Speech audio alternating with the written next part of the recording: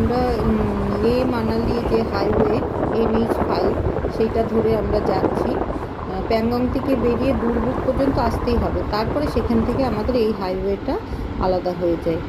সামনে বরফ ঘেরা রাস্তার ভিউটা দেখেছো, এত সুন্দর লাগছে কি বলবো, অসম্ভব সুন্দর একটা ভিউ। তো আমরা এই ভিউ দেখতে দেখতে পাশে যে বরফ, সেই বরফও মানে দেখতে দেখতে যাচ্ছি। সঙ্গে অবশ্যই তোমরা দেখো, এত সুন্দর একটা দৃশ্য, অবশ্যই মানে আনন্দের সাথে আমরা তো দেখছি, তোমাদেরকেও নিশ্চয়ই শেয়ার করে আনন্দ দিতে পারছি। সঙ্গে থেকো এবং পুরো রাস্তাটা আমাদের সঙ্গে চলো, কেমন কি থাকে দেখতে। যখনই এরকম একটা পাস আসছে, সেখানকার রাস্তার অবস্থা ভীষণই খারাপ থাকে।